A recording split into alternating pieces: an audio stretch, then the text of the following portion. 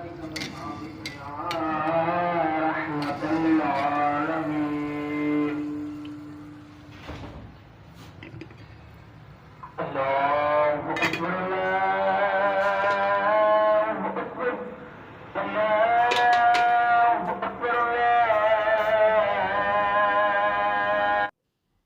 वालेकुम my YouTube family, कैसे हैं आप सब। उम्मीद है आप सब ठीक होंगे इंशाल्लाह।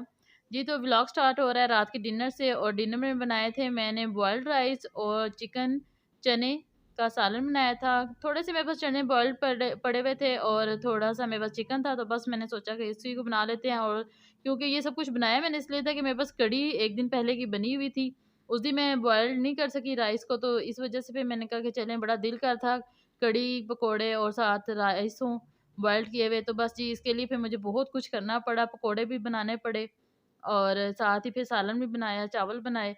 तो काफ़ी ज़्यादा, और गर्मी भी शदीद थी, लेकिन बस ज़ुबान का चस्का था उसको पूरा करने के लिए, तो ये जी मैंने काफ़ी लंबा काम कर लिया। लेकिन ये था कि डिनर बहुत अच्छा बना था माशाल्लाह, बच्चों ने, हस्बैंड ने, सब ने बहुत खुश होके खाया, बड़ा एन्जॉय किया। तो ख़वातीन तो ख़ैर बना-बना के थक जाती हैं, उनसे इतना खाया भी नहीं जा रहा होता जितना कि वो मेहनत कर लेती हैं। बस जी अल्हम्दुलिल्लाह अल्हम्दुलिल्लाह खाना हमारा रेडी हो गया था और बड़े ही मज़ेदार, बहुत ही अच्छा बना था खाना। और जी ये कढ़ी थी, मैंने तो बस कढ़ी चावल ही लिए, बाकी सामने ये चनों वाला सालन भी एंजॉय किया। लेकिन मुझे कढ़ी चावल खाने थे, इसलिए मैंने सिर्फ कढ़ी चावल और पकोड़े खाए। अच्छा, हस्बैंड को कढ़ी में पकोड़े पसंद नहीं है, तो वो अलग से बनवाते हैं, वो कहते हैं कि भी इसको सेपरेट रखा जाए, लेकिन मुझे कढ़ी पकोड़ों वाली पसंद है, यानी कि उसमें पकोड़े डिप किए हुए हों। तो बस मैंने थोड़े से पकोड़े कढ़ी में डाले थे, बाकी उनके लिए सेपरेट रख दिए थे। उसके बाद जी आम का टाइम हो गया और मैंगो आ गए थे, और ये जी मैं आपको दिखा रही हूँ, लाल परी एक मैंगो बीच में सिर्फ वो दिखाने के लिए लाए थे, इसका कोई टेस्ट नहीं था, कुछ भी नहीं था, बस इसके लिए मिल्क शेक के लिए फिर मैंने इसको रख दिया था। बाकी हम मैंगो काट लिए थे माशाल्लाह से। ये चौंसा आम है, बड़ा ही पसंद है हमें। मैंने हस्बैंड से कहा था जब तक ये चौंसे का सीज़न है आपने खूब खिलाने हैं, तो वो जी फिर अल्हम्दुलिल्लाह ये हम लोगों ने खा लिए थे। बस जी अगले दिन फिर स्टार्ट था और क्लास भी हो रही थी स्टूडेंट्स की, और इधर कस्टमर भी आए हुए थे, उनको भी डील कर रही थी, साथ-साथ स्टूडेंट्स को क्लास दे रही थी कि भी आईब्रोज़ बनवाने आए थे। मैंने कहा थोड़ा-सा आपके लिए शूट कर लेती हूँ कि आपको दिखा दूँ कि मैं कैसे वर्क करती हूँ। बस इधर इनको डील कर लूँ, कस्टमर को, इनके आईब्रोज़ थे। माशाल्लाह काफ़ी घने आईब्रोज़ थे और काफ़ी ज़्यादा टाइम लगता है जब ज़्यादा आप कस्टमर लंबे बाल अपने बढ़ा के ले आता है आईब्रोज़ के, फिर बहुत ज़्यादा वो एक जंगल सा बन जाता है, फिर उसको क्लियर करने के लिए बहुत ज़्यादा मेहनत लगती है। लेकिन ये है कि भी अल्हम्दुलिल्लाह जो मेरे कस्टमर्स हैं, मेरे पास रेगुलर हैं, वो मेरे पास ही आते हैं और मेरे पास ही सैटिस्फाइड होते हैं।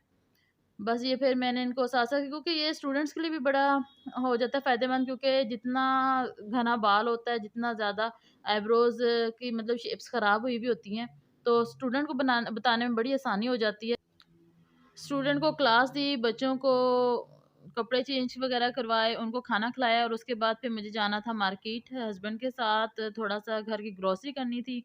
क्योंकि मुहर्रम, आपको पता है मुहर्रम का महीना है, तो फिर उसके लिए भी मुझे काफ़ी कुछ लेना था। घर के लिए सामान काफ़ी ख़त्म था और कुछ पार्लर का सामान लेना था, तो वो बस मैंने कहा, हस्बैंड से कहा था कि, "भई चलिए मुझे थोड़ा-सा जो है ना आप ले जाएँ।" क्योंकि जैसे मैंने आपको पहले भी अपने व्लॉग्स में बताया कि हमारा गाँव है, तो उधर शहर से ज़रा दूर पड़ता है, तो हमें स्पेशल इसके लिए जाना पड़ता है, बड़ा टाइम निकालना पड़ता है और बड़ी लंबी तैयारी करनी पड़ती है, और टाइम भी हमारा काफ़ी ज़्यादा इस पे लग जाता है। मतलब शॉपिंग पे इतना टाइम नहीं लगता जितना हमारा सफ़र वगैरह पे टाइम लगता है। बस फिर मॉल पहुँच गए थे और हस्बैंड कह रहे थे कि पहले कुछ खा लेते हैं, उसके बाद शॉपिंग करें, क्योंकि भूख लगी थी बच्चों की तैयारी में और उनको स्पारे के लिए भेजना था। बस उधर मेरी सिस्टर इन लॉ आई हुई थी, तो मैंने कहा कि चलें बच्चे उनके पास ईज़ी रह लेंगे, क्योंकि उनके कज़िन्स वगैरह भी वहीं पे थे। तो बस मैं बच्चों को वहीं पे ड्रॉप किया, क्योंकि उनका स्पारा भी था और स्पारा पढ़ने के बाद वो अपने फूफो की तरफ चले जाएँगे। और उसके बाद जी मुझे फिर मतलब रिलैक्स थी मैं, कि मुझे टेंशन नहीं थी, इसलिए मैं बड़ी ईज़िली ना अपनी चीज़ें वगैरह शॉपिंग कर रही थी। तो हमने कुछ खाया नहीं था।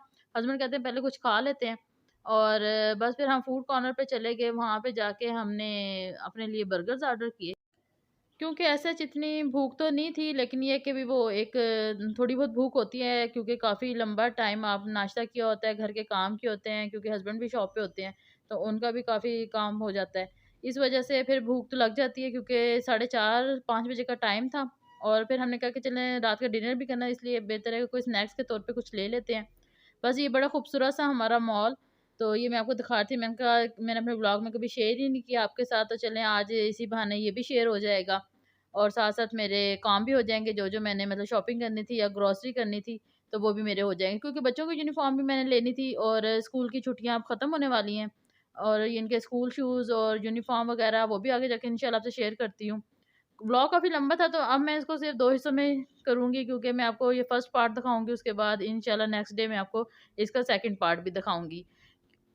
बस फिर जी हमने अपना रेस्टोरेंट 2-3 हमने अपने लिए चॉइस किए हुए हैं और इधर से ऑर्डर भी करते हैं और इनको हम होम डिलीवरी भी करवा लेते हैं। बस फिर हमने यहाँ पे बैठ के पहले तो हस्बैंड कहते बिरयानी खा लेते हैं, तो मैंने कहा कि नहीं बिरयानी मुझे सिर्फ़ घर की पसंद है, मुझे बाहर की बिरयानी पसंद नहीं है। कराची की बिरयानी मुझे बहुत पसंद है क्योंकि वहाँ पे हम लोग रहे हैं तो वहाँ की बिरयानी बहुत ज़बरदस्त। मैं कहती हूँ कराची वालों को ही बिरयानी बनानी आती है, नहीं तो दूसरे पंजाब में सिर्फ़ पुलाव और पंजाबी पुलाव कोई और नहीं बना सकता। तो इसलिए मुझे जो है ना, अगर पंजाब में हो तो पंजाबी पुलाव और अगर हम कराची वाली साइड पे देखें तो वहाँ पे मुझे बिरयानी बड़ी पसंद है। अल्हम्दुलिल्लाह दोनों चीज़ें बहुत अच्छी घर पे बना लेती हूँ, इसलिए फिर मुझे बाहर के ना पुलाव और बिरयानी पसंद ही नहीं आते। लेकिन ये है कि भई जो फूड सेवर से मिलता है पुलाव वो बहुत मज़े का होता है और उसके साथ वो जो एक्सेसरीज़ देते हैं लवाज़मात वो बड़े ही ज़बरदस्त होते हैं।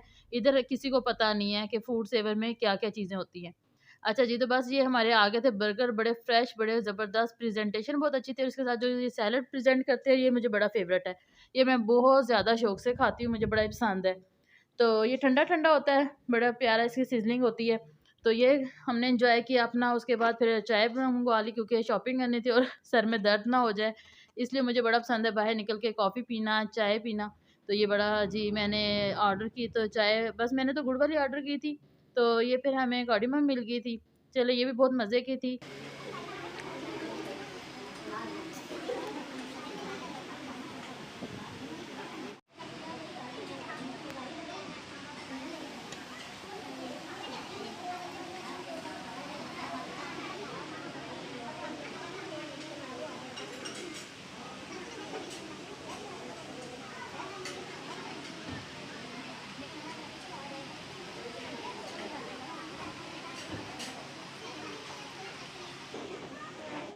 बस जी हमारा यहाँ पे खाना हमने खा लिया था, खाना कह लें, ब्रंच कह लें या स्नैक्स कह लें, तो ये हमारा हो गया था। उसके बाद जी मुझे फिर लगी थी शॉप्स नज़र इसकी गिफ्ट शॉप्स की, तो मैंने कहा कि चलें थोड़ा-सा घर के लिए डेकोरेशन ले लेती हूँ क्योंकि मेरी जितनी भी डेकोरेशन थी वो मेरी अभी पैक पड़ी है, मैंने कुछ भी नहीं निकाला तो ऐसे लग रहा है जैसे मेरे पास है ही नहीं।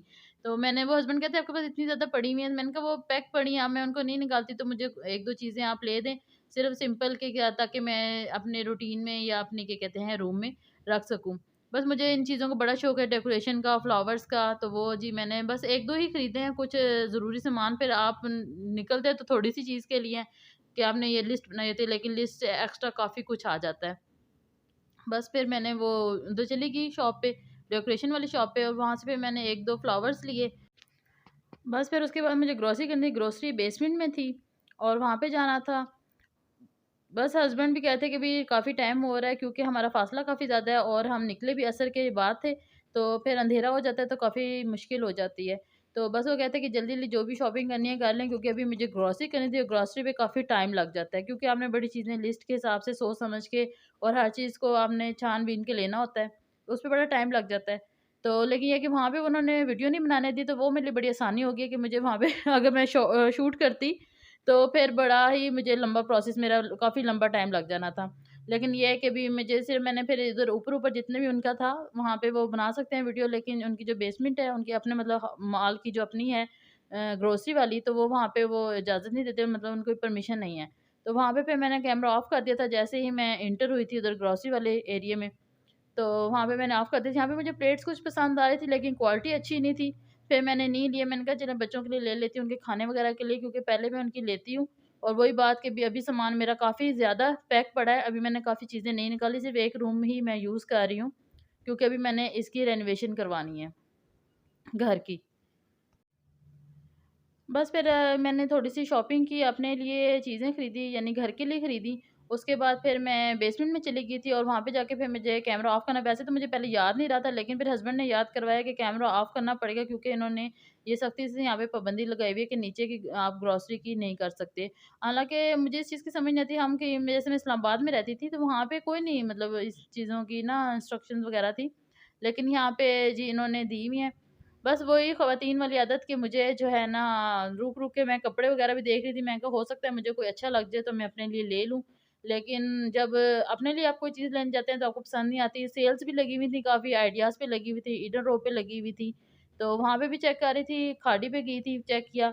लेकिन बस जब आपने कोई चीज़ लेनी होती है तो उस टाइम आपको पसंद नहीं आती। लेकिन आप जब विंडो शॉपिंग पे निकलते हैं तो आपको काफ़ी कुछ अच्छा लग रहा होता है। ये प्रिंट काफ़ी अच्छा था, लेकिन सेल में भी इसकी प्राइस काफ़ी ज़्यादा थी, लेकिन अभी जो मैं अपना बजट लेके निकली थी, उस हिसाब से मुझे मेरी रेंज से बाहर थी, लेकिन काफ़ी ज़बरदस्त मुझे ये प्रिंट बड़ा अच्छा लगा था, पिंक और ब्लू में। ये बड़ा खूबसूरत था और इनकी 40% ऑफ पे लगा हुआ था। उसके बावजूद ये आई थिंक 750 का था, यानी कि 7500 का। बस फिर मैंने विंडो शॉपिंग ही समझ लें, ये कपड़ों की है, कपड़े मैंने कोई नहीं बाय किए। करना था, मैंने एक सूट लेना था, लेकिन बस फिर मैंने नहीं लिया, कुछ टाइम की कमी थी, दूसरा बच्चों की मुझे टेंशन ज़्यादा बन रही थी और फिर मुझे ग्रोसरी भी करनी थी, उसके बाद फिर मुझे बच्चों की यूनिफ़ॉर्म, शूज़ वगैरह भी लेने थे और टाइम हमारे पास बहुत ज़्यादा कम था। बस फिर ये मैंने थोड़ा बहुत देखा और उसके बाद फिर मैं ये खाड़ी पे आ गई थी। खाड़ी पे भी मैंने देखे, इधर भी सेल लगी हुई थी 30% ऑफ पे। तो यहाँ पे मुझे वैसे इतने कोई ख़ास प्रिंट नज़र नहीं आए क्योंकि ऑफ सीज़न चल रहा है, अब मेरे ख़्याल से कि भी ये सिर्फ़ अपनी चीज़ें निकाल रहे हैं, तो मैंने काफ़ी शॉपिंग कर ली थी पहले ही स्टार्ट सीज़न में। बस फिर मैं ग्रोसरी के लिए नीचे चली गई और वहाँ पे जाके फिर मैंने ग्रोसरी की घर के लिए, क्योंकि मुझे सामान मुहर्रम के हवाले से भी लेना था और दूसरा मुझे घर के हवाले से भी जो मंथली आपका होता है सामान, वो भी लेना था। बस जी, ये मेरा पार्ट 1 है इस शॉपिंग का। नेक्स्ट पार्ट इंशाल्लाह आपसे शेयर करूँगी नेक्स्ट व्लॉग में। तो मेरे बस चैनल को लाइक, शेयर, सब्सक्राइब करें, लाज़मी सब्सक्राइब करें, लाइक किया करें। बस जी, दुआओं में याद रखें। अल्लाह हाफ़िज़।